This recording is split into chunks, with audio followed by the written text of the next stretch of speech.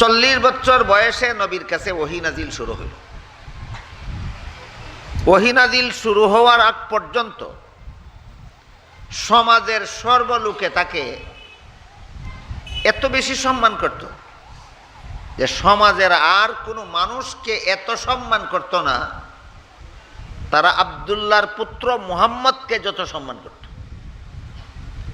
তখন তারা আমাদের নবীকে মুহাম্মদ ইবনে আব্দুল্লাহ বলে ডাকত, আব্দুল্লাহর পুত্র মুহাম্মদ।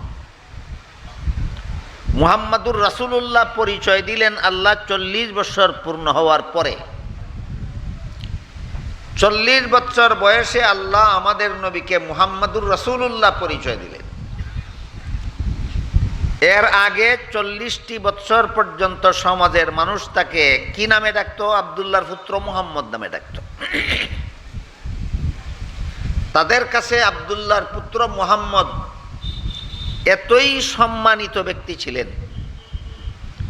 সমাজের সমস্ত নেতারা পর্যন্ত ঐক্যবদ্ধভাবে আমাদের নবীকে আল আমিন উপাধিতে ভূষিত করেছিল। আমাদের নবী পরম সত্যবাদী। আব্দুল্লাহর পুত্র মুহাম্মদ জীবনে কোনোদিন মিথ্যা কথা বলে না,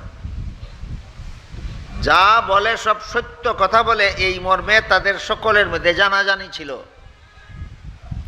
তারা সবাই আমাদের নবীকে তখন মুহাম্মাদুর রাসূলুল্লাহ পরিচিত হওয়ার আগে আব্দুল্লাহর পুত্র মুহাম্মদ নামে পরিচিত থাকাকালেই তারা আমাদের নবীকে জগৎ শ্রেষ্ঠ সত্যবাদী হিসাবে বিশ্বাস করত। এই জন্য তাকে সবচেয়ে বেশি সম্মান করত। কি পরিমাণ সম্মান তারা প্রথম অধ্যায়ের 40 বছরে আমাদের নবীকে করত, এর একটা মাত্র উদাহরণ আমি আপনাদের সামনে পেশ করি। আমাদের নবীর 35 বছর বয়সে ওহী নাজিল শুরু হওয়ার 5 বছর আগে কুরাইশ বংশের লোকেরা কাবাগরের পুরাতন দেওয়াল ভেঙ্গে নূতনভাবে নির্মাণ করার ব্যবস্থা গ্রহণ করল। নূতনভাবে কাবাগরের দেওয়াল নির্মাণ করতে গিয়া কাবাগরের দেওয়ালের যেখানে কালো পাথর স্থাপন করা আছে, হজরে আসওয়াদ বলা হয়, হাজি লোকদের কাবাগর তোয়াফ করার সময় প্রতি চক্করে চক্করে এই পাথরকে হয়তো চুম্বন করতে হয়, আর না হয় হাতের দ্বারা চুম্বনের ইশারা করতে হয়। এই হজরে আসওয়াদ পাথরটা হাজি লোকদের গুনাহ চুষে নিয়ে যায়। এই চুম্বন বা চুম্বনের ইশারায় হাজি লোকদের গুনাহ মাফ হয়ে যায়। এত বড় বরকতের পাথর এটা। এই পাথরটা যখন কাবাগরের দেওয়ালে স্থাপন করার সময় আসলো, কুরাইশ বংশের সমস্ত গোত্রের লোকেরাই ঝগড়া লেগে গেল। সবাই বলতে লাগলো যে আমাদের হাতে নিয়ে পাথরটা রাখবো। সবাই যদি বলে আমি নেব, তাহলে ঝগড়া হবে কিনা? কেউই নিজে নেওয়ার দাবি ছাড়তে রাজি না। সবাই বলে, প্রত্যেক গোত্রের লোকে বলে আমি নেব। এই ঝগড়া যখন মীমাংসার কোনো উপায় বাকি থাকলো না, তখন তারা সম্মিলিতভাবে সিদ্ধান্ত করল, একমাত্র আব্দুল্লাহর পুত্র মুহাম্মদ আমাদের ঝগড়া মীমাংসার জন্য যে ফয়সালা করে দিবে, আমরা সবাই সেই ফয়সালা মেনে নেব।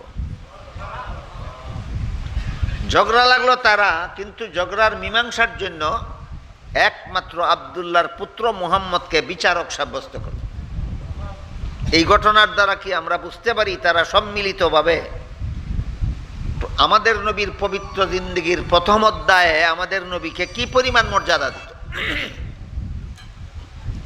একদিকে আমাদের নবীকে আল আমিন উপাধিতে ভূষিত করে রেখেছে, অপরদিকে এত বড় ঝগড়ার নিষ্পত্তির জন্য আমাদের নবীর হাতে মীমাংসার দায়িত্ব দিয়ে দিছে। আমাদের নবী মুহাম্মাদুর রাসূলুল্লাহ সাল্লাল্লাহু আলাইহি ওয়াসাল্লাম নিজের গায়ের চাদর মোবারকখানা বিছাইলেন, বিছাইয়া পাথরটা উঠাইয়া নিজের চাদরে রাখলেন, রেখে বললেন, তোমরা সবাই চাদরের চতুর্দিক থেকে ধরো, ধরে উঠাইয়া দেওয়ালে নিয়ে যাও। রাসূলের বিচারটা বুঝে থাকলে, মীমাংসাটা বুঝে থাকলে বলুন তো কে কে বঞ্চিত হইল? না সবারই আশা পুরা হইল? আল্লাহর রাসূল সাল্লাল্লাহু আলাইহি ওয়াসাল্লাম মীমাংসাও এভাবেই দিতেন, আর তারাও রসুলকে এমনভাবেই মানত। ঘটনা বুঝে থাকলে বলুন, তারা